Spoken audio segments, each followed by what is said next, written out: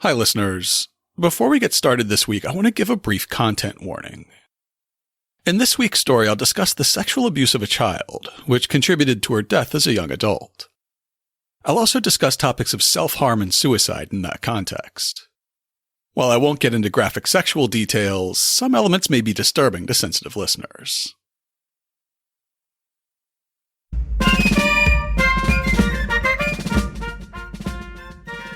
Welcome to Hub History, where we go far beyond the Freedom Trail to share our favorite stories from the history of Boston, the hub of the universe. This is episode 223, The Mysterious Murder, maybe, of Starr Faithfull. Hi, I'm Jake.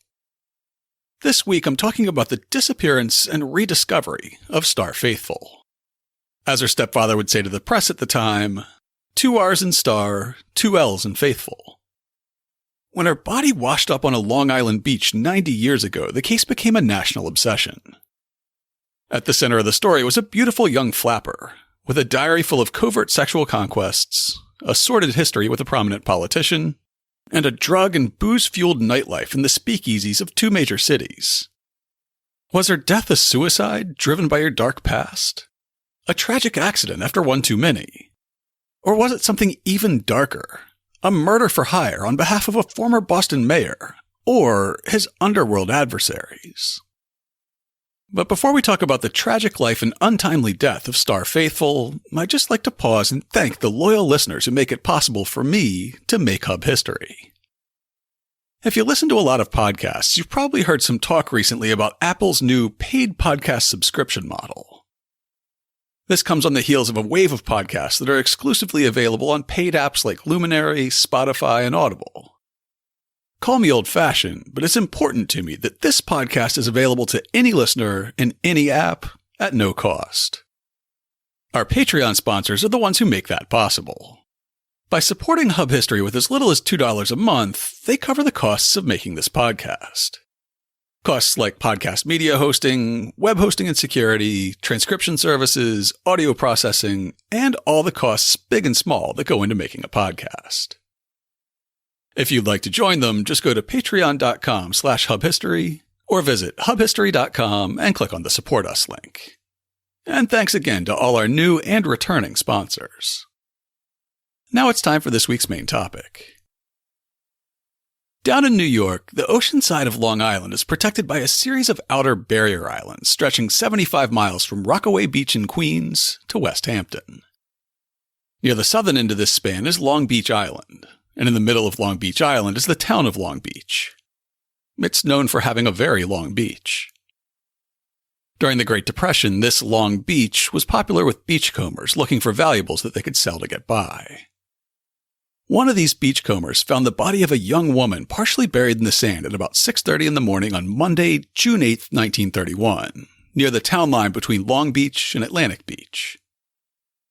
She had been wearing a silk dress from Lord & Taylor with no undergarments, and her clothes and chestnut brown hair were caked with sand from where the waves and tides had nearly buried her. Her skin was covered in bruises, abrasions, and other marks. The beachcomber who found the body hailed some other beachcombers, and together they found a passing policeman. The cop came along and looked at the body, and then sent one member of the growing crowd to find a telephone, with which she called police headquarters. Eventually, a detective and an undertaker arrived, and the unidentified body was taken to the Nassau County morgue. There, a physician named Algernon Warriner from a nearby town performed an autopsy. In his book, The Passing of Starr Faithfull, Jonathan Goodman quotes from Warriner's report. Upon opening the torso, he found 1/2 pint of cherry-red bloody fluid free in the peritoneal cavity, and collected in pelvis and flank. Exploration of the abdominal cavity revealed 2 small lacerations, 1 inch in length and 5 small ones, 1/4 inch in length, on the dome of the liver, on the right side, high under the diaphragm. The lungs are grayish-red in color and containing throughout air. On sectioning of lung, it presents a bright red color, and red froth exudes from the cut surface. In the book, Goodman points out a number of typos and errors in the report as a sign of the doctor's carelessness, but the analysis of the lungs was consistent with drowning. Drownings were not uncommon along this popular stretch of beach, so there didn't seem to be much urgency to launch an investigation. Detective Inspector Harold King made a note to start trying to identify the body after lunch, and then went back to his office to wrap up loose ends. When he got there at about 10 a.m., Starr Faithfull was waiting for him. The next day's Boston Globe reported that Stanley had come because he heard that they'd found a missing woman, and his stepdaughter had been missing from their apartment at 12 St. Luke's Place in Manhattan since Friday. Within hours of arriving in Long Island, he had identified the body as his stepdaughter, Starr Faithfull. That first notice was buried on page 19 of the Globe. By the next day, the story had moved to the lead headline on the front page. The local press had discovered that Starr Faithfull was once Marion Starr Wyman of Brookline, and that a DA from Nassau County, New York, was in Boston to question Starr's known friends and acquaintances. The Globe ran a profile of Starr in the evening edition on June 10th, containing details of her life in the Boston area, many of which would become important in the case. It described Starr as being well remembered by the playmates of her school days in Brookline as a precocious though moody girl, who was noted for her remarkably erudite conversation and her habit of reading books far beyond her years. Even today, folks out in Park Street, Brookline recall this exceptional girl who religiously kept a diary from the time she was a dozen years of age, claiming she intended someday to write a book, and she would then appreciate this daily record of all her reactions, experiences, and conclusions on life in general. The article also noted that she was related by marriage to former Mayor Andrew J. Peters, her mother being a cousin of Mrs. Peters. At this point, the press was still referring to Starr as an accidental drowning victim. At first blush, the drowning explanation makes a lot of sense. Over the 5 years or so before her death, Starr had gone on cruises in the Caribbean and Mediterranean, and she'd made the trip to London at least 5 times for extended stays. Even when she wasn't going on a trip, the young Faithfull was a frequent and welcome guest along the Chelsea waterfront in New York, especially on majestic Cunard Line steamers like the Olympic, the Laconia, or the Franconia. In fact, she had visited the ship's doctor on Cunard's RMS Franconia on May 29th, just a few days before her death. She was more than a little bit obsessed with Dr. George Jameson Carr, who she referred to as the love of her life. Dr. Jameson Carr was just not that into her. In a deposition, he described how Starr Faithfull first came into his life. In June 1927, shortly after the Urania sailed from Montreal, I was called by my nurse to deal with an emergency in one of the third-class tourist cabins. Starr Faithfull, whom I had not met before, was in the cabin. There was a young man in the cabin with her, also intoxicated. Both persons were fully clothed. She was comatose. In fact, I thought she was dead. But he was making love to her. She, naturally, had no response at this stage. I arranged for the young man to be placed under surveillance until, after I'd used a stomach pump, Starr Faithfull regained consciousness.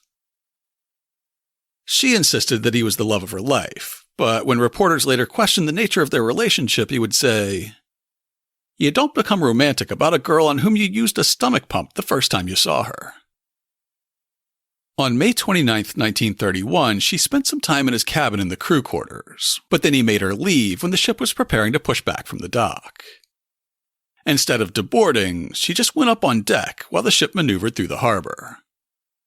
She had to be forcibly removed from the Franconia and returned to shore on a tugboat. Some sources say that she was begging the sailors who dragged her off the ship to throw her overboard and kill her. That was a Friday night, 1 week before her disappearance. Starting on the next Thursday, June 4th, Starr's behavior became even more erratic than usual. That afternoon, she got extremely drunk and had a cabbie drive her around Queens looking for a party that she never found. That evening, she claimed to have an invitation to a party with Broadway actors, but another physician acquaintance later said that she spent the evening with him, drinking at a speakeasy and then driving aimlessly around Manhattan. The next morning, she left the family apartment at 12 St. Luke's Place at 9:30 a.m. She was wearing a silk dress from Lord & Taylor. She had $3 in her pocket, and she said she was going to get her hair done. According to her family, she would never return. Incidentally, 12 St. Luke's Place was right next door to the fictional Huxtable residence. Whenever an outdoor shot of the house was shown on The Cosby Show, it was 10 St. Luke's Place. Starr Faithfull seems to have spent the day of her disappearance, June 5, 1931, at the Cunard Wharves. She bought a newspaper in Greenwich Village at 11:30 a.m., and then at about 1 p.m. she hailed a cab near the Cunard Wharf in Chelsea. The cabbie was named Murray Edelman, and he had seen Starr's picture in the papers after she was kicked off the Franconia the week before. He told police that Starr had gotten into the taxi with a man in a Cunard uniform who she called Brucey. The pair rode to 12 St. Luke's Place, and along the way, Starr told this Brucey that she'd see him at 4 p.m. He told her sternly not to come back. After dropping Starr at her house, Edelman drove Brucey back to the Chelsea Piers, where Edelman waited for another fare. To his astonishment, Starr Faithfull again climbed into his back seat at about 2 p.m. This time, she was visibly drunk and arguing with Brucey, who told the cabbie to take her home and not let her come back. Unfortunately, she only had 10 cents in her pocket, so Edelman dropped her off after just a few blocks. The last time he saw her, she was walking toward the wharves again. Starr was spotted by an acquaintance at Grand Central Terminal at about 2:30.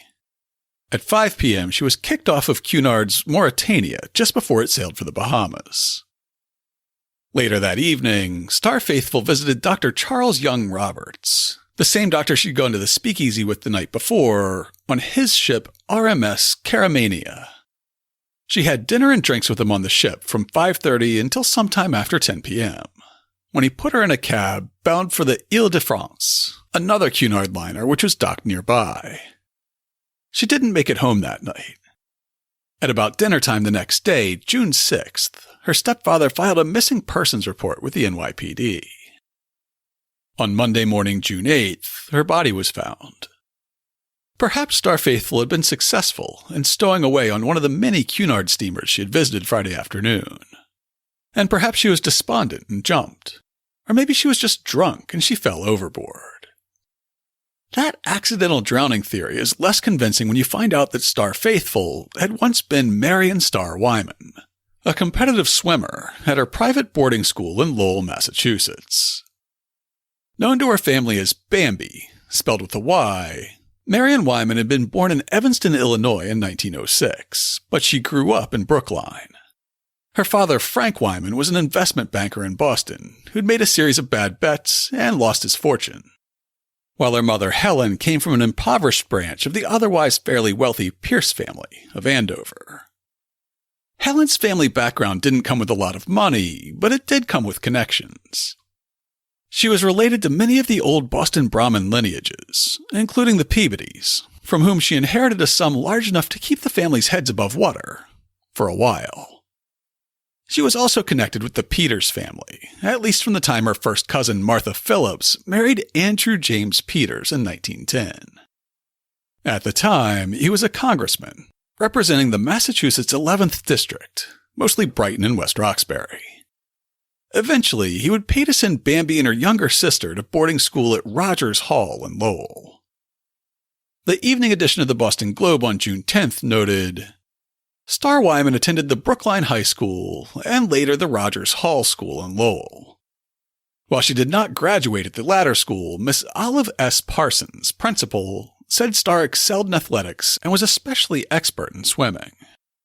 In fact, she'd been the captain of the swim team, a fact that prompted the Nassau County DA, Elvin Edwards, to seek a second opinion on the findings of Starr Faithfull's autopsy. The second autopsy would be performed by Dr. Otto Schultz, an experienced forensic pathologist who'd worked for the DA's office and the Nassau County Police in the past. In the evening edition of the Globe on June 10th, District Attorney Edwards was quoted discussing the second autopsy, and it sounds much more professional. Dr. Schultz, professor of Cornell University, has just performed the autopsy on the body of Starr Faithfull. He told me that his autopsy indicated that the girl had not been drinking prior to her death or prior to the time she met her death. There was no indication of any liquor in her organs. Schultz interpreted the discoloration of the girl's skin differently than the local doctor had, and he found new evidence as well. In Goodman's book, he excerpts a passage from the autopsy report that caused investigators to reevaluate the circumstances of the case. The bronchi of the lung contain fine, gritty particles, not visible but palpable. On scraping with a knife, the lung delivers very light-colored froth that easily runs off the surface of the knife, and a froth of large bubbles. From the froth, very fine, gritty sand particles can be separated on the palm of the hand. Similarly, upon probing the branches of the bronchi of the left lung, he felt numerous fine grains of sand. When sectioned, the lung delivers an almost colorless froth with large bubbles, which when rubbed between the hands discloses fine particles of sand. The sand in her lung tissue, as well as a heavy residue of sand in the trachea, led Schultz to conclude that Starr had been drowned in the shallow water of the sandy surf zone near the beach. He also reevaluated the discoloration of the skin on the arms and torso that Warrener had chalked up to postmortem hemorrhages, instead believing that they could have been bruises. The June 10th Evening Globe interpreted the results released by D.A. Edwards' office as forced into the waters of Long Beach, New York by the hands that had brutally beaten and bruised her partially clothed body, Miss Starr Faithfull, formerly of Brookline, was held under the surface until she drowned. Bruises on her body, sand and water in her lungs, disclosed that this was the manner in which the girl was slain. While wildly speculative, it still seemed like a more likely explanation than assuming that the champion swimmer had accidentally drowned. By this time, Starr's swimming days were long behind her. It's not exactly clear whether the Wyman marriage fell apart because Helen met a brash entrepreneur named Stanley Faithfull, or whether she met Stanley after her marriage fell apart. By the time Helen filed for divorce in Dedham District Court in 1924, she and the children were living in an apartment on Grove Street in West Roxbury, near the Dedham line, while Frank was still in the family home on Park Street in Brookline. Stanley Faithfull was recently widowed, living in an apartment on Sutherland Road in Brookline, and recently out of work, after the food additive company that he'd been president of went bankrupt. The two recent singles wed in February 1925, and all three Wyman women changed their surnames to Faithfull. By this time, Starr had already dropped out of school over a year before, when she was 18 and just 2 months away from graduating. Her teenage years hadn't been happy ones. As she matured, she displayed what her family considered an excess of modesty. She even frequently wore boys' clothing to hide her shape, although that was very unusual at the time. In 1924, Starr was committed to a mental hospital in Wellesley for 9 days, and in the wake of that hospitalization, she confessed the dark secret that she'd been keeping to her mother. Starting in 1917, when she was 11 years old and he was 45, Andrew Peters had begun abusing her. He was a trusted family member with children about Starr's own age, and her parents often sent her to the Peters household for playdates and slumber parties. At one of these sleepovers, Mr. Peters dosed the young girl with ether, and when she came to, he was physically abusing her. Over the course of the next 7 years or more, the pair would take many long automobile trips together. To Quebec City, where they shared a room in the Frontenac Hotel, to Manhattan, where they shared a room at the Astor, and many more. The night at the Astor ended up leading to another stay in a mental hospital, which the United Press eventually discovered and reported on June 11th. The most startling, perhaps, of the many developments within the last 24 hours which have made the mysterious death a case of the first magnitude was a telltale hospital record card, which portrayed Miss Faithfull as scarcely the quietly demure and reserved homegirl that her stepfather had described to the police. The record revealed that a little more than a year ago she was taken to Bellevue Hospital as an alcoholic patient, after being found in a room at an uptown hotel with a man who described himself to the ambulance surgeon as her husband. When admitted, she was suffering from bruises and lacerations, but neither her parents, who took her home the next day, nor the police had been able to learn the name of her companion that night. Starr's parents, and later her stepfather, were grateful for the older man's attention, believing that the trusted family member was helping to reveal the horizon of a wider world that they couldn't afford to show their daughter. To the ether, Peters soon added the barbiturate Veronal, a hypnotic agent and sleep aid, and Starr Faithfull began abusing alcohol when she wasn't around him. Within a year of this predatory relationship's beginning, Andrew Peters was elected mayor of Boston. The abuse would continue and escalate throughout his term and for years afterward, when he was weighing a run for governor. His term as mayor is mostly remembered for the Boston police strike of 1919. In the weeks leading up to the strike, as his administration desperately tried to negotiate a compromise position between the newly formed police union and the commissioner, Peters was AWOL, spending a week off the grid in Maine. Probably with thin 13-year-old Starr Faithfull in tow. After 7 years of dosing the young girl with anesthetic and hypnotic agents, forcing her to read passages from sexual self-help books by Havelock Ellis, and physically abusing her in an escalating pattern, Peters' abuse was finally revealed to the Faithfulls. Another family might have pressed charges, or gone to the papers, or demanded a private apology. The chronically broke Faithfulls chose a different approach. Stanley Faithfull met with one of Peters' lieutenants and proposed a cash settlement in exchange for the family's silence.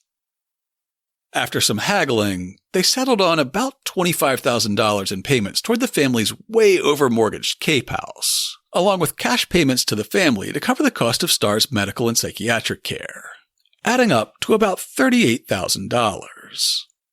It was a small fortune at the time. Still, Stanley Faithfull was not satisfied. Over the years, he received several more payments from Mayor Peters, for a total of perhaps $80,000. This blackmail scheme may have been the family's primary source of income for years. Even on the day Starr Faithfull went missing, all her parents could seemingly think of was how to capitalize on her misfortune. That day, Stanley typed a letter to Andrew Peters' sister-in-law, and Helen signed it. In it, they reveal what they learned after Starr's hospitalization. After questioning her for hours, we drew from her the story of the past years. Beginning when she was only a young child, Andrew had forced his attentions on her, and at many hotels where he had stopped with her on his trips to North Haven and New York, he had falsely registered her. The letter continued, Bambi had disappeared, and we can find no trace of her. Friday morning she left to take a walk and has not returned. We have inquired of every place where she might be found, and nobody has seen her. Yesterday afternoon, Mr. Faithfull went to the police headquarters and listed her among the missing. We are in a terrible predicament. If we give the information needed for a public search, it would probably result in a lot of undesirable notoriety, involving perfectly innocent people. This is the one thing I have tried to avoid. We must find Bambi, and yet I do not see how I can do it privately. Can you help?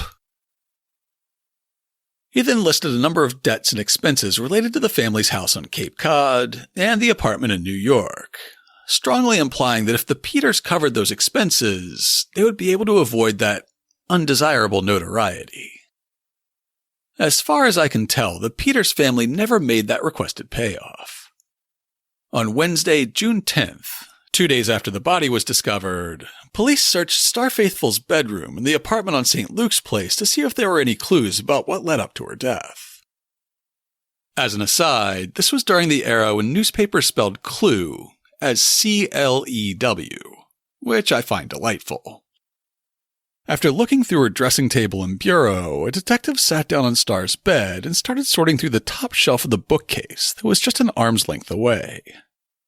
It held books by Kipling, Milton, and Alfred Lord Tennyson, as well as knickknacks like a collectible plate from Lindbergh's solo flight across the Atlantic and a bunch of dried flowers. He set aside a stack of theater programs that were on top of the books on the first shelf and noticed that the tops of the spines of 2 volumes were more worn than their neighbors, as if these 2 were regularly pulled out. Following his gut, he pulled out these 2 books, and behind them was Starr's secret diary. The volume began in September 1926. noting the day that she got home from her first cruise to the Mediterranean. And it ran through January 1929, with the final entry simply saying, "God damn our house." Most of the entries were typical stuff. Trips she went on, family squabbles, and drives in the country with her parents. Between those prosaic entries were a handful of more salacious ones. The diary detailed her long series of encounters with someone named Edwin from December 1926 through June of the next year. This would turn out to be Edwin McGargy, an artist who the Faithfulls had hired to take Starr to bed and hopefully expose her to a more so-called normal sexual encounter after years of trauma with Mayor Peters. Starr's diary recorded her sexual liaisons with at least 19 different men, who she identified by initials or first name. Among those initials, AJP appeared several times. Most of them were in reference to her attempts to deal with the fallout from the abuse, rather than about the abuse itself. Maybe that had been recorded in the 12 pages that had been carefully torn out. One of the remaining entries confirmed Stanley's blackmail attempts. "God, someday. Mother and Stanley at the dock to meet me off to California. Stanley looks so well, I didn't know him. Everything is unbelievably wonderful. Stanley's tactics have come through, and we got $20,000 out of old AJP. We'll have another car, and a motorboat and everything. I was so excited and thrilled." Since initially speaking to Stanley in the days after Starr's body was discovered, District Attorney Edwards had made veiled references to a powerful politician in his statements to the press. For example, on June 11th, the United Press syndicated a story that quoted him saying, "There are several persons who would have been happier if Starr Faithfull were dead, and some of these are prominent, both socially and politically. The big politician mentioned in the case since the investigation started is not out of the picture yet. We have evidence to show that he had a motive for putting Starr out of the way." Through leaks in the police department and through careless comments by Stanley Faithfull, many reporters came to believe that Andrew Peters was the politician Edwards kept hinting at. They all tried to get a comment on the record from Peters, but he just gave a bland quote about having known the family back in Boston. Then, on the Monday after the body was discovered, a United Press reporter named Carl Grote ran the first in a series of articles that obviously drew on inside information.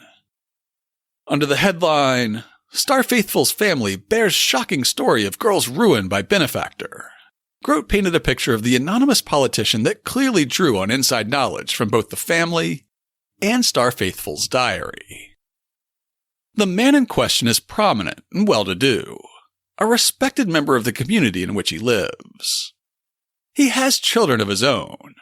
He was, according to the parents, kind to Starr, and later to her pretty sister, Tucker. The kindness and philanthropy, they told the United Press, were a cloak for their relationship that lasted for years and came to light only 5 years ago, through an incident in a New York hotel. The man's kindness cloaked his deeds, according to the Faithfulls, but one day she came home distraught and troubled, and told of a night in a New York hotel, at the recollection of which she shuddered. In the subsequent week-long series of articles that many papers carried on the front page, Grote excerpted the most salacious passages in the diary, speculated that Starr had been suicidal, and dished rumors and gossip about the case. It turns out that the wire service had agreed to pay the family for background details and access to the diary by putting Starr's little sister on the payroll.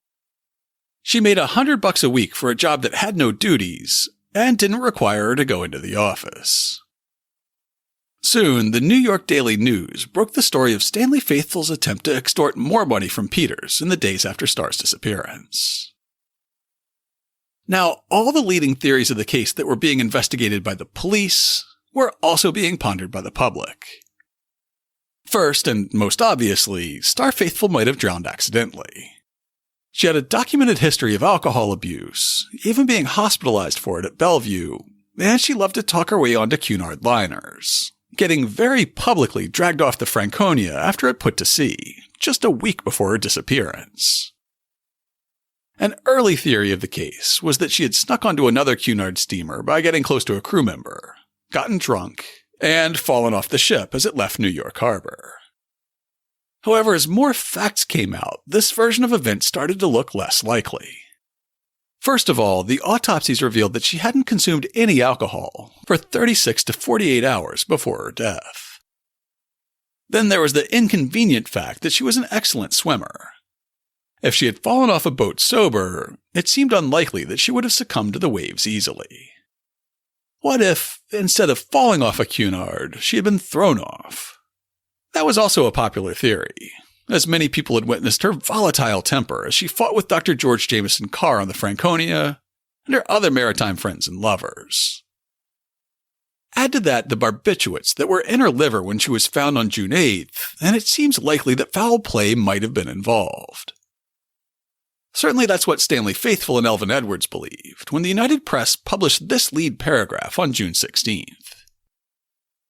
Both the family of dead Starr Faithfull and District Attorney Elvin N. Edwards of Nassau County clung today to the theory of murder in her strange death. Moreover, their idea that the girl of many moods met a violent death before her body was cast up by the sea at Long Beach was strengthened as traces of veronal were found in post-mortem examination. The veronal may have been merely a sedative, but from the sinister chain of circumstances so far adduced in her life history, authorities were more than ever convinced that her death was traceable to someone who wanted her silenced. A later analysis would reveal that instead of veronal, Starr instead had a stronger barbiturate known as allanol in her system when she died, lending additional credence to the idea that she had been drugged by someone else. Against that, however, stands the fact that Starr was well known around the Cunard wharves in Chelsea, and her comings and goings at the wharves seem to have been well observed and recorded in the days before her disappearance. It's not impossible that she slipped through the cracks and got on board, but it doesn't seem likely either. The sand in her lungs and trachea also provided strong evidence against the idea that she was thrown off a ship in deep water. Then there was the possibility of suicide. Her diary was full of references to killing herself if this or that lover refused to see her, but they seemed like the overdramatic prose of an emotional teenager, which is what she was at the time. However, in the days immediately before her disappearance, she wrote 3 letters to Dr. Jameson Carr, who'd already departed for London on the Franconia. In 2 of the letters, she's frighteningly specific about harming herself. The doctor would receive both letters in London, after Starr was long dead, and he brought them back to New York for examination by the police and the district attorney. In a letter dated May 30th, the day after she was kicked off the Franconia, Starr wrote, "I am going, definitely now, I've been thinking of it for a long time, to end my worthless, disorderly bore of an existence, before I ruin anyone else's life as well. I certainly have made a sordid, futureless mess out of it all. I am dead sick of it. It's no one's fault but my own. I hate everything so. Life is horrible. Being a sane person, you may not understand. I take dope to forget and drink to try to like people, but it's no use. I am mad and insane over you. I hold my breath to try and stand it. Take allanol in the hope of waking happier, but that homesick feeling never leaves me.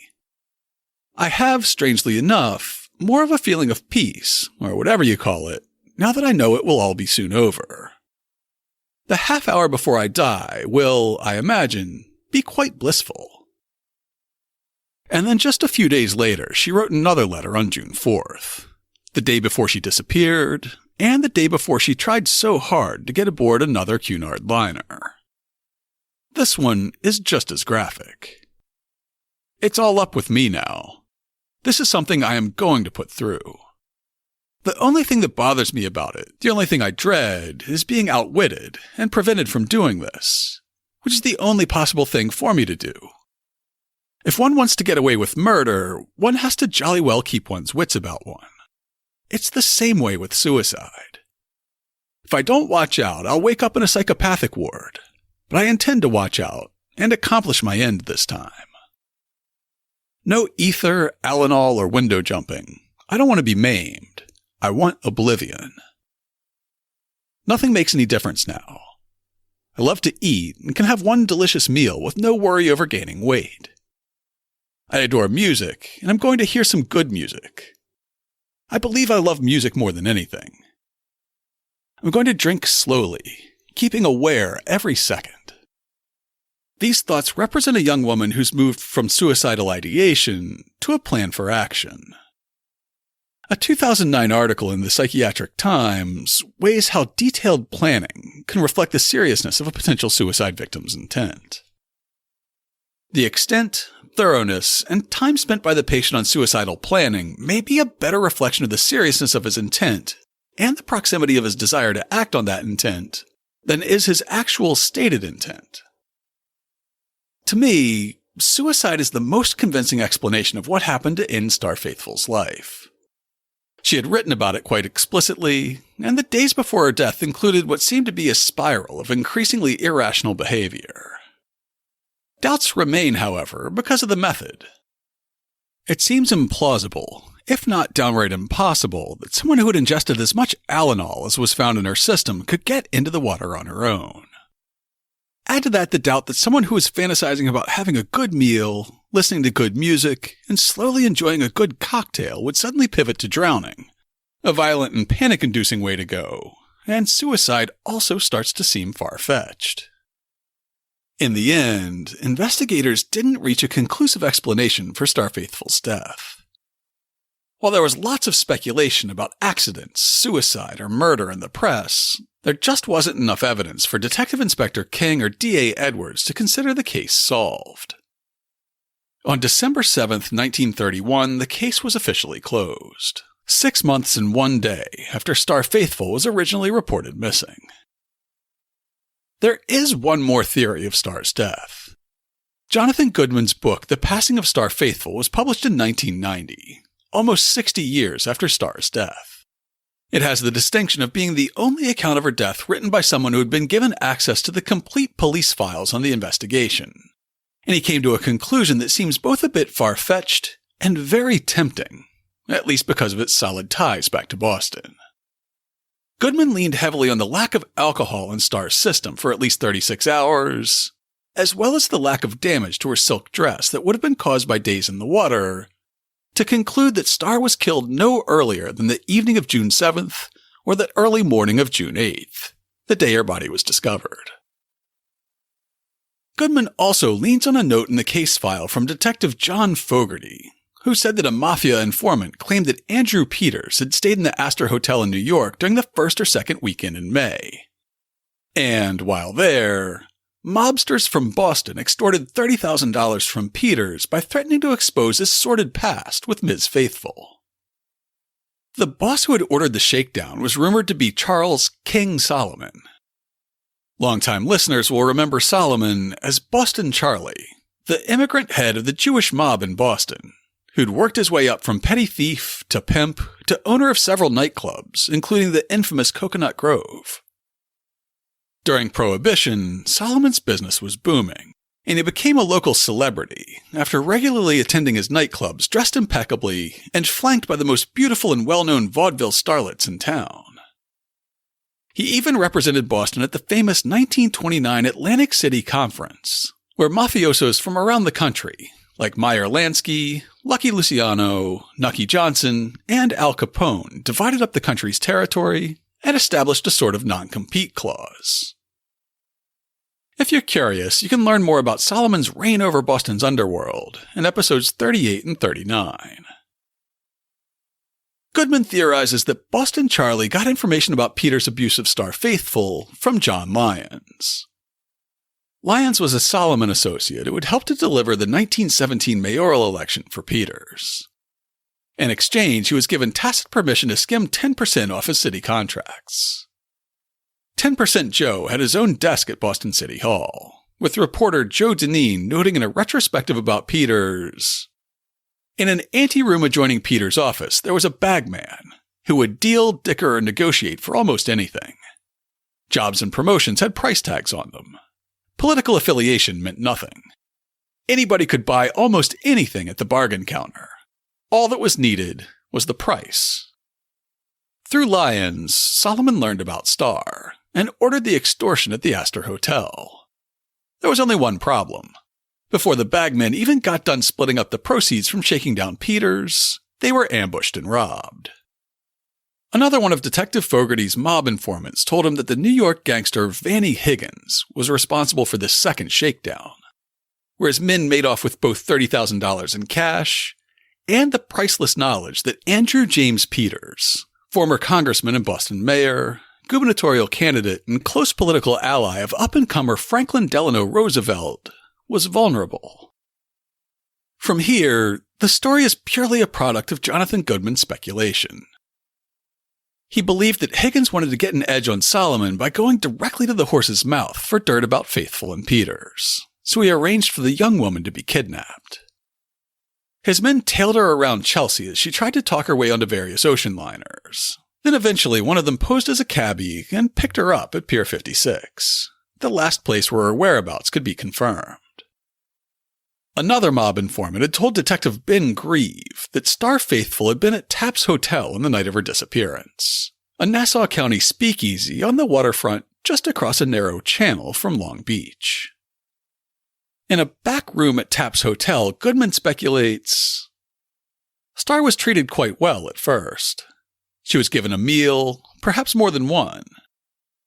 The meal, or the last of the meals, was of, among other ingredients, meat and mushrooms and potatoes, raw or perhaps stewed fruit for dessert.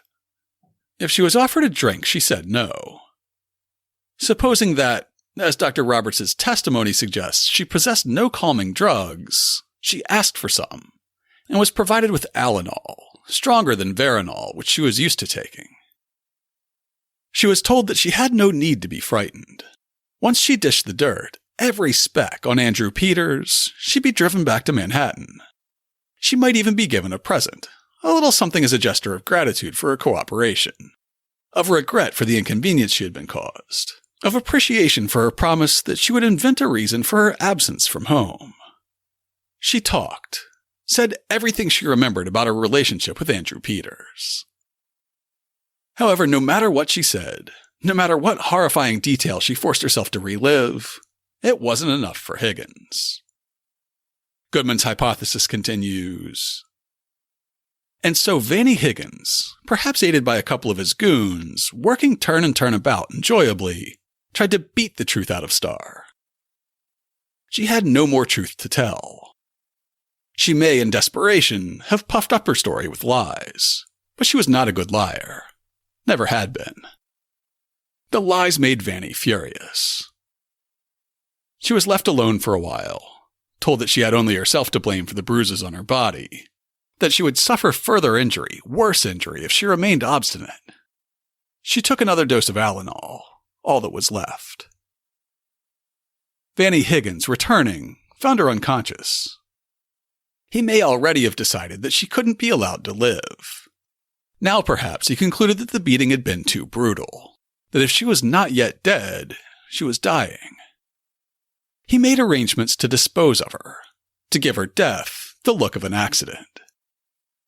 Goodman believed that the body was dragged out the back door to the hotel's dock, where rum runners landed their wares at night, and merrymakers from the city rented speedboats in the daytime. One of Higgins' goons borrowed one of these speedboats, cut out through the channel about 4 miles to the ocean side of Long Beach, where the body was unlikely to float back to the hotel, and there he dumped it. Goodman concludes his speculative account. That is what I think happened. I may be wrong, of course. I rather hope that I am. I have become, in a sort of way, fond of Starr Faithfull, and I would prefer to think that for once in her life, in the last few hours of it, she was content. To learn more about the tragic life and unexplained death of Marion Wyman, aka Starr Faithfull, check out this week's show notes at hubhistory.com/223. I'll have links to coverage of the investigation in the Boston Globe and to the salacious pieces published by Charles Grote of the United Press Wire Service after he got access to Starr Faithfull's family and diary. I'll include childhood pictures of Faithfull from before her introduction to Andrew Peters, as well as a picture of her taken shortly before she died. I'll also include an affiliate link where you can support the show by purchasing your own copy of Jonathan Goodman's The Passing of Starr Faithfull. And I'll link to our related past podcast episodes about the Boston police strike, mobster Charles Solomon, and the Coconut Grove tragedy. If you'd like to get in touch with us, you can email us at podcast@hubhistory.com. We're Hub History on Twitter, Facebook, and Instagram. Or you can go to hubhistory.com and click on the Contact Us link. While you're on the site, hit the subscribe link, and be sure that you never miss an episode.